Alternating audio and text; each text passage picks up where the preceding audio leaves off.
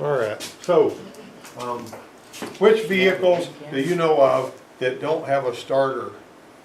My truck at the moment. That don't have a conventional starter or a conventional alternator? Which ones would you think of that would not be equipped with a starter or an alternator? Like every car you can think of out here in the parking lot's got a starter and an alternator, on it, right? Talking about the old ones. Yeah, the old ones, that's when you had to retard the timing and then get out there. If you didn't retard the timing, when you get out there to hit the crank, it would kick back and break your arm, you know? So that was sort of hazardous, but that's a pretty good, I don't know, present day. Electric? The one, yeah, the hybrid vehicles. The hybrid vehicle doesn't have a conventional starter unless it's a Honda Insight. The Honda Insight's got a conventional Why are starter. they the only ones? Huh? Why are they the only ones? Well, because everything else just about has to have one. Now, there was some talk one time of actually just firing the cylinder that was in the right place to get everything started moving and let it go. And I've actually seen some of the older F-150s, like they had the old Duraspark system on it. When you would turn those on, you'd get one spark, and if everything happened to be in the right spot, you switch it on and boom, the engine's running. You didn't even turn the starter. You know, there was, you know, there's a way that they could do that. But anyway, I'm not gonna get into a lot of that stuff right now. Batteries can short out without warning internally and go boom while you're jumping a car off. And anybody that jumps a car off without some kind of eye protection on, and just about everybody in here's done that, myself included. I was like, one time I was taking a battery cable off a Dodge pickup when I was working in Texas down there. I put the wrench on the battery cable, I turned it to right here, and the battery exploded. All I was doing was taking the battery cable off. And this thing sounded like a bomb going off right in your face. And of course, I hadn't been in a war zone like he has, but I'm telling you, it's pretty spooky when you feel like you've been targeted by fragments of a battery that are going past your head and all that. So, anyway, don't ignore this. Wear eye protection. You can find graphic photos of injuries all over the place. Also, people wearing rings in the shop, how it ripped the hide off their finger and all that kind of stuff. I've seen a picture. They're awful. This one here's a rubber ring. Cost about $20 if you feel like you need to wear a wedding ring to keep people from hitting on you. You know, there's one guy. There was this one guy in here one time, and his girlfriend made him wear one of these rings because she was afraid other girls were going to hit on him. And that's been years ago. But anyway, all right. A car battery is a set of plates. Each cell of a lead storage battery consists of alternate plates of lead, which is a cathode, and lead coated with lead dioxide. And the battery is filled with a sulfuric acid solution. Now, anybody ever take a lemon and get a really weak light bulb with 2 wires on it and stick them in a lemon? Yeah, in the 3rd grade. It lights up. You know why? Just a thick Something in acid. the lumens? If it's acid or alkaline. You see what I'm saying? You're basically going to have a situation like that because electrons like to go traveling through that. But anyway, yeah, you can see, kind of see how this is put together. This is what each one looks like. And I sort of stacked all those cells together. There's your positive, there's your negative. That's how all that's kind of put together. Jennifer, yesterday, was fooling around with this battery right here. And what she was really surprised whenever she saw that the battery doesn't have anything in it. You know, it looks like any kind of battery. But each cell, see, is separated from each other cell. Now, I have seen a situation where these batteries, whenever you would go to, everything's working just fine, and you go to start it and suddenly there's nothing there. It's like somebody's took the battery out of it. My Explorer did that at G-Tech. I drove up there, told the guy, bring my vehicle in, we're going to change the oil in it. And he says, what's the trick to starting it? I said, there ain't no trick to starting it. And I went out there and it's like there's no battery in it. He says, totally, the lights wouldn't come on. It wasn't that the battery went dead, it was just like it opened up internally. So that's like on a hybrid. Whenever you're going to work on a hybrid, it's just a bunch of batteries stacked together in series. And what you do is when you pull in that plug, you're breaking that circuit, that series, so that it's like the batteries don't have nothing in it. If any of those gets broke, it'll be like that. All right, so when the battery's charged, all the electrons are trapped on the anode side of each cell and are constantly looking for a path to the cathode side. That according to electron theory. So it's basically like stretching a rubber band. You're taking all of those electrons and you're making them go to the other side of the plate and stay there until you give them a path to get back through a load. Right?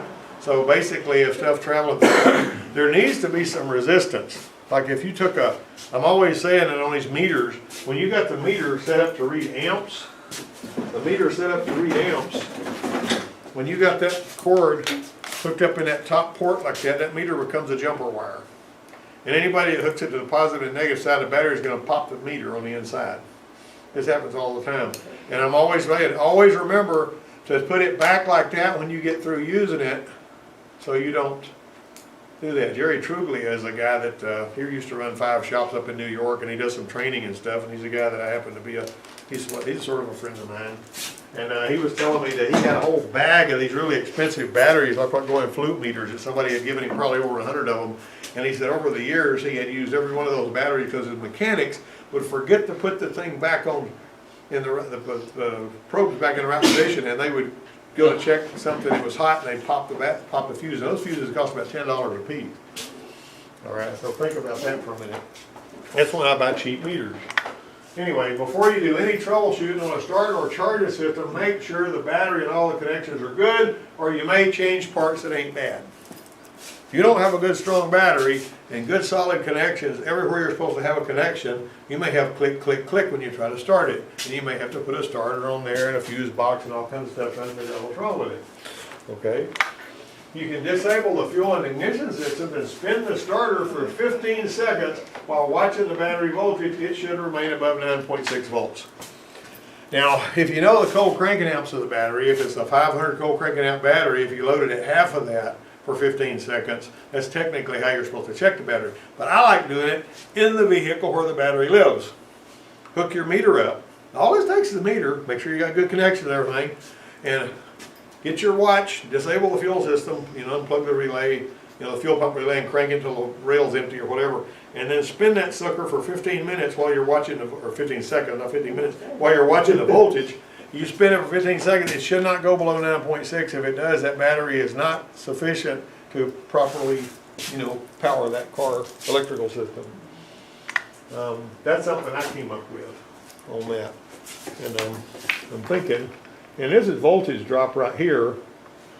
You see this thing right here? What we're gonna do, we're hooking voltage drop up. There's look at that voltage drop right there, see? You got that? All right. Now, if you're doing that, if you ever touch your test light here, and it burns bright, and you touch it there, and it's dim, then you need to clean the battery terminal, and it's dropping voltage between the post and the terminal. Now, I'm not going to spend a lot of time going to all of that, but I mean, you can actually watch me do the voltage drop test. That's from my YouTube channel, and whenever you connect that thing between here and here, and you load the system, you'll basically be looking at the voltage drop that's being dropped. Now there's not any dropping on that side, but on the positive side, I was going to go past, but I'll go ahead and let you look at that because this don't take long to watch. See, I'm going from there to there. All right, see, we're already dropping a little voltage right there. We're dropping almost a volt. Now, whenever we try to start the car, that's going to jump way up. The car's not spinning over. And if I was in your position, I'd be doing a voltage drop test, okay, between the positive battery terminal and the starter, and do it from the body of the starter to the negative battery terminal. All right, and so, here I'm going over here. I'm going to hook that. Got to get it where you can see, so I'm going to go around the back side here. On the post, and right there we got 10 volts showing, which is really a sort of a mildly weak battery. But what we're going to do here, we're also going to touch that right there. See, I'm dropping 5 volts right there, which is really nasty. If you're only dropping 5 volts, you're only getting half your voltage down there. All right, so I'm going to move on. Spin the starter with a meter setup as shown. This meter here is going to that big post on the starter. This meter here is going to the positive. You're actually going to the positive post. Now, when you find voltage right there, you're basically going to go from here to here and then back and forth and all that. One time, and I'm going to probably talk about this in another presentation, I saw a starter on a Mazda that was dropping voltage inside here. And the voltage was dropping inside there. There was a low voltage going to the starter. When the starter's got low voltage going to it, it burns the starter up. So you can destroy a starter with low voltage. That may be what happened to yours, right? Okay, so anyway, the long and the short of it is, you notice on this one, you're going from the negative battery post to the body of the starter, because you're checking on both sides. Now pay attention to these numbers and remember them. You're allowed to have 1/10 of a volt on the ground side and a 1/2 a volt on the positive side. Can you remember that? Can you remember that? 1/10 of a volt, 1/10 of 1 volt on the ground side, and 1/2 a volt on the positive side. All right, now, the current flowing through the brushes and into the commutator creates magnetic fields that cause this to create and run from it. See, you've got these magnets out there. The older starters had field coils and everything was wired in series. But on this one here, you got just permanent magnets. That's the way just about all starters are nowadays. And it's basically, every time that commutator turns, the magnetic field stays in the same spot, so it's running from itself. And that's how starters, any kind of motor like that works that way. All right?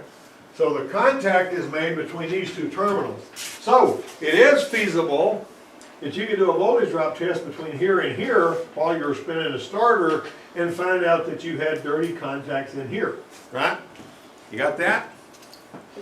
All right, and that's what we had on that Mazda I was talking about. It kept burning up starters because there was voltage drop on the wire coming through the neutral safety switch. It was energizing and it wasn't slapping those together good enough. That's pretty important that you look at that. All right, so let me tell you a short story. I had this Ford Taurus that I drove, I put a lot of miles on it. I was down at Winn-Dixie, back when Winn-Dixie was still open, and I went to start it and it went, and it wouldn't do anything. I said, what's up with that? And so I had a little jumper pack with me, and so I hooked it up and boom, it fired up. Took it back up to the house and I could tell that the charging system was working just fine, but it did it again at the house, and I said, let's let it have a starter. So I threw my jack under my jack stands, I got there and popped a starter on it. Everything's fine for about a month. I parked out here one day, and when I went to start it, when I went to go home that day, the starter was spinning full speed before it ever went into the flywheel, which is a theoretical impossibility. You know what I'm saying? And it was going, bouncing off the flywheel. I said, good grief, what's that? You know, I never heard that before. And I did it again. I'm not going to ruin my flywheel by keep trying to do this. You know what I'm saying? When you hear that, stop what you're doing.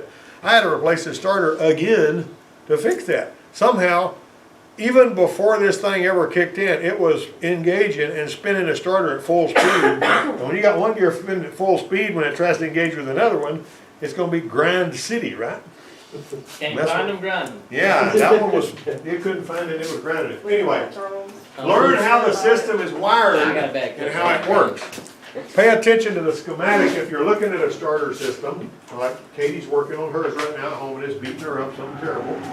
Okay, and whoever's doing that needs to get in some trouble because they're not supposed to be spinning the tires in the parking lot. All right, the starter, if you got a starter relay, pay attention. All this has got to be factored in if you're troubleshooting a starting system. Does the anti-theft system affect the starter?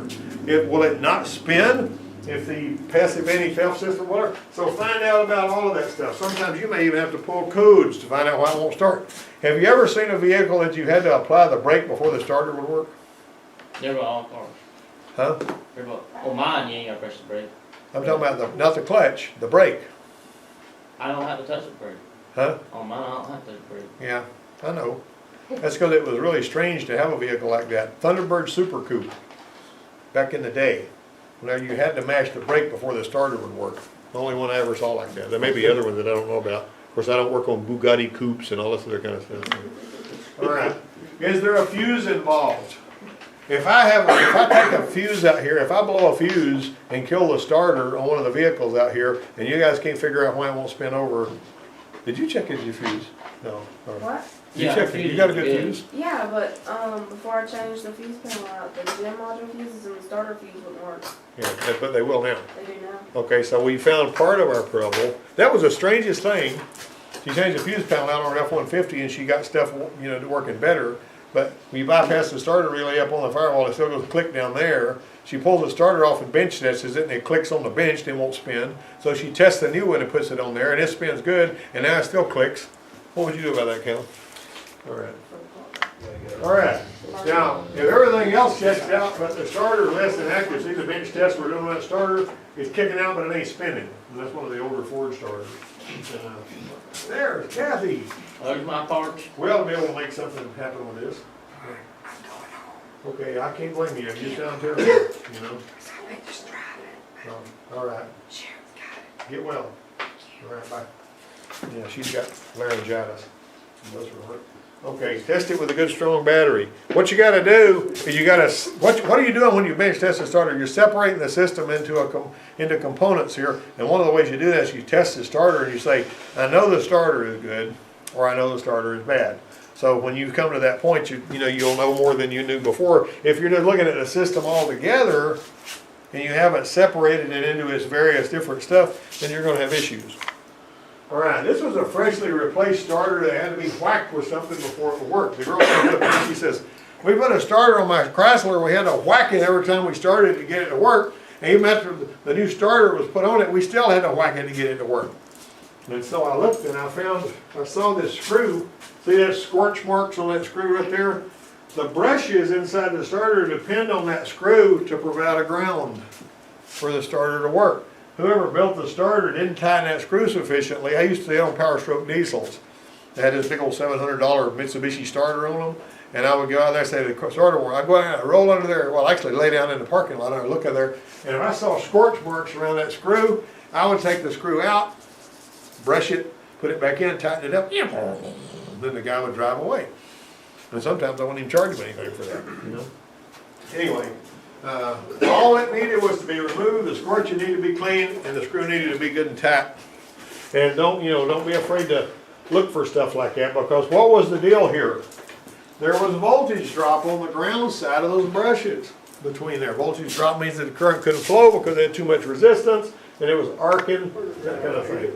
All right, now you might have heard this. You ever heard a starter do that? Now that time it worked like it was supposed to. All right, let me click on that again. Listen to that thing. See if you ever hear that. Starter drive right here. You ever heard one do that? He goes, boom, boom, boom. Yeah. You probably heard that, hadn't you, Peacock? And that inside that starter drive is a little overrunning clutch. And when that overrunning clutch starts to crap out, whoever worked on a Briggs & Stratton lawnmower? When you pull the cord, that silly little thing, you can take it apart and see them balls roll around in there. And that's an overrunning clutch, is what it is. So whenever it's running, them balls bounce around, but it ain't really grabbing anymore. Anyway, that's the kind of thing you need to be thinking about too. What we used to do back when I first started working on cars, we would take starters apart and rebuild them. We would actually put bushings in it, and we would put a starter drive, and we put brushes, and we put whatever we had to put in there to get them going. Nobody does that anymore. We did the same thing with alternators for years. Does Bo do that Enterprise? Yeah, Yeah. there is a place in Enterprise that rebuilds starters and alternators still. And that used to be Riley Auto Electric. I mean, the people that worked there, I think, long years ago. They also fixed radiators. But they started getting too much lead in their bloodstream, so they had to quit fixing radiators. Because they have tests done, because fixing radiators, you gotta solder it with acid core solder and all that. Don't ever try to solder wires with acid core solder, it won't work worth a flip, it corrodes and everything. Alternator is a really robust component, and it's got to operate over a long, it's amazing to me how well alternators do for how long they do it. Look at the size of the pulley down here, it's gonna be that big, little bitty pulley. Why would we put a little bitty pulley on an alternator? They can go faster. Look at how big that pulley is. That pulley on that power steering pump's that big around. Pulley on the air conditioner compressor, that big around. So what determines what size pulley you put on a component? The speed. How much power it needs to turn it, and how fast it needs to spin. An alternator can spin up to 14,000 RPM when you're attacking that car up pretty good. You need to spin that alternator fast because it's generating power. And that's really important. These right here, this doesn't need to spin fast, but it does need to have a lot of strong, energy, so they put a big pulley on it. The same way with the air conditioner. And also the big pulley down there on your crankshaft has got to be a big pulley too. Anyway, whenever you've got magnetic field sweeping through windings, it creates power in those windings. I can take this insulated wire like you see on a motor. That's not wire that's just copper wire that's laid on itself touching each other. It's actually got insulating paint or shellac on it. And it basically, when it's wound up, an alternator produces more than 100 amps, usually can just cast aluminum case, spin it, magnetized core. There was a work study student I had one time, and Ms. Bozeman, when she gave me that work study student, she had the idea I needed somebody to help in the shop to move heavy stuff around. This guy was a great big muscled up football player looking guy. Man, he was like huge. And he opened the hood on his red GMC truck, and I noticed that the alternator was busted. I mean, there was a big chunk of it just busted off. And I says, what happened to your alternator? He says, well, my truck wouldn't start, and somebody told me to hit the starter with a hammer, and I thought that was the starter. So he hit the alternator with a hammer and busted a big chunk out of the housing on it. That's true story.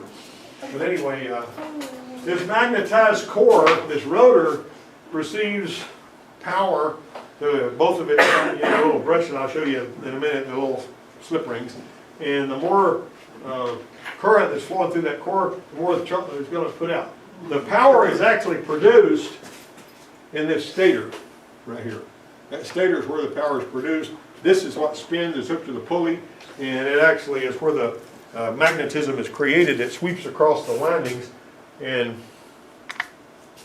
it spins the magnetic field through this stationary outer winding. Anytime there is something that is sitting still, that's actually got something going past it, and something's supposed to be causing what's sitting still, they call it a stator. And that ain't just on alternators. The little part in the distributor used to be called a stator, because it was sitting still and the wheel was going past it. So anyway, that's where the alternating current. The rotor and stator don't touch, but the gap is only about 40 thousandths of an inch. It's real, real close. And the wires wrapped around that core multiply the magnetic effect of it.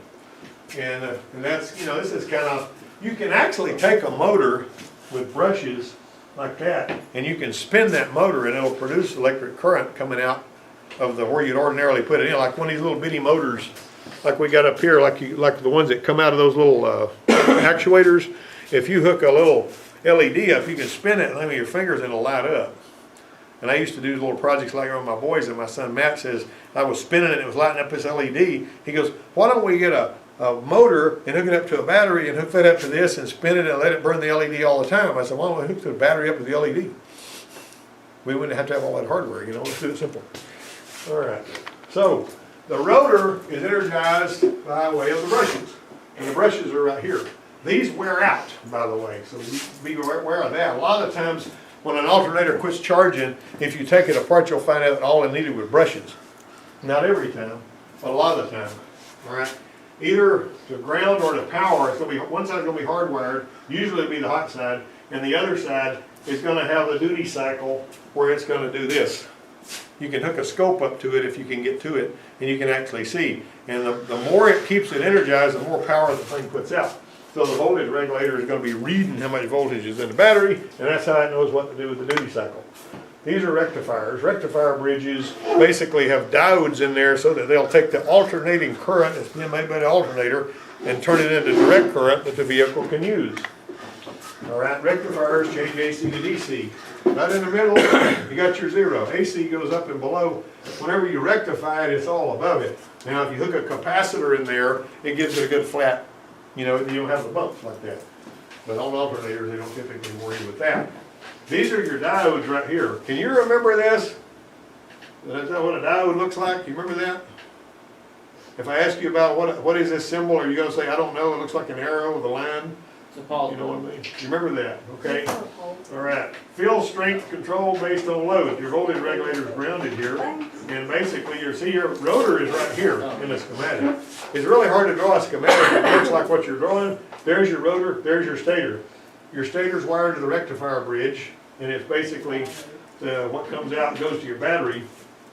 Then got logic circuits in there that are reading the current. Gives it more magnetism when the voltage goes low. That's why with that red box out there, when you dial in a load with the carbon pile, the voltage goes down, you see the amperage go up. Everybody needs to get really familiar with that. You second year people do too. All right, there's your AC and your DC.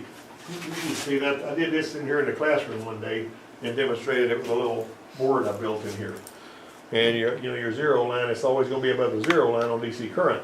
Now, one time years ago, they used to have a fan out here. Chrysler, back in the day, put the fan inside the alternator because it gets hot, so you got to have air blowing through there to keep it cool all the time. Let me ask you this: if you turn an alternator backwards, will it charge backwards? Yeah. What about you think? If you turn an alternator backwards, will it charge backwards?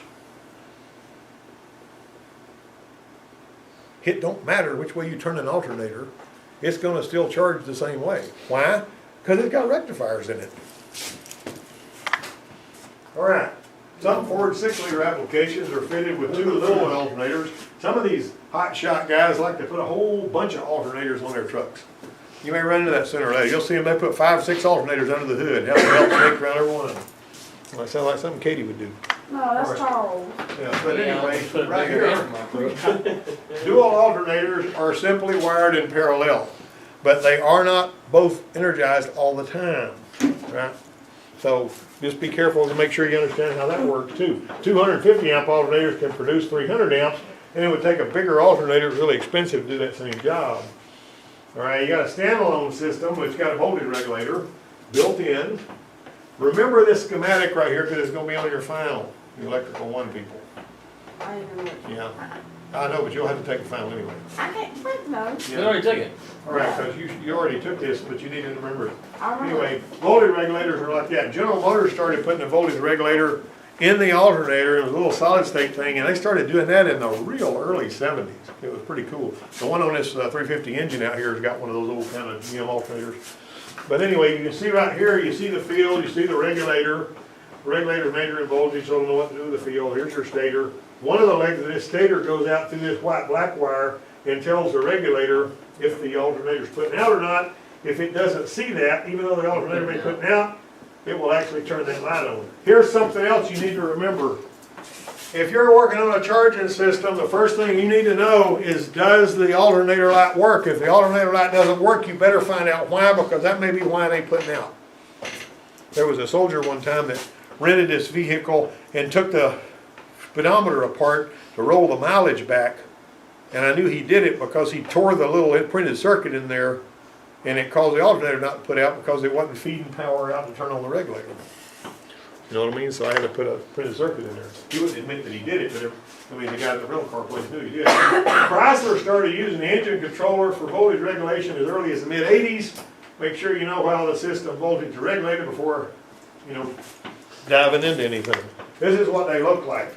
It's got these 2 little wires here and that wire there, and it's hooked up to the powertrain control module. The powertrain control module is automatically reading voltage, battery temperature, other things, and it's basically going to do that. But look here where this is made. Watch this. This is really important. Whatever leaves here is going to make it back here.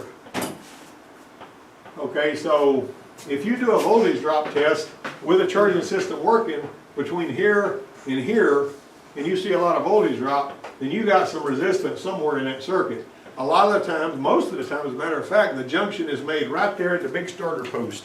So the big alternator wire is usually going to hook to the big starter post, which also goes to the battery, and that's how it makes it back there. So if you hook it up wrong when you put it back together, your charging system may not work. Charging system test is not bad complicated. You get an inductive amp probe like that, and you can use a voltmeter. You're looking for 14.5 volts, even on a hybrid vehicle. When the engine's not running, like if it's got an ICE engine on it, and when it closes those contactors, a DC to DC converter is going to put 14 volts to the battery, the regular 12 volt battery, to keep it up.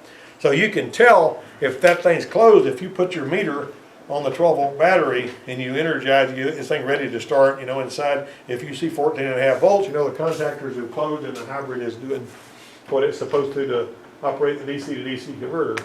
All right. And this is what I was talking about earlier, the 9.6 volts when you spin it. Full fielding the alternator means you bypass everything and you cause it, and it's hard to do this on some alternators, but you're actually seeing what the alternator is capable of. And it can actually just blow the battery up if it gets full fielded accidentally. You know what I mean? I'm talking about it'll go up to 18, 20 volts. All right, 4 to 6 ohms is what you're looking for in the rotor assembly. This is worn out brushes off of an alternator. So be aware of that. The test is coming. Be ready. There's your diode and the stator that's closely related. Bad connections between the diode and the stator, shorted diodes, or stator windings can cause a nasty whining noise. You ever heard an alternator go, wah? You ever heard a ceiling fan buzzing? That's because of the magnetic resonance. And when you hear an alternator doing that, you probably got a bad stator. When in doubt about the health of the stator, and the diodes, the stator is connected to an alternator ripple test, you can do a ripple test. I got a machine in there that will do a ripple test and actually print it out. That's like a $1,700 charging system thing. These are some simple patterns. If you see a really ugly pattern on that scope, instead of seeing a nice smooth one, And there's a pretty doggone good chance that you got alternator issues on that one. Overrunning pulleys or something you're gonna run into. It's got a simple one-way clutch inside the pulley that lets the rotor coast to a stop when the engine's shut down, and that eliminates chirp sounds that happen when the engine decelerates quickly, which causes the belt to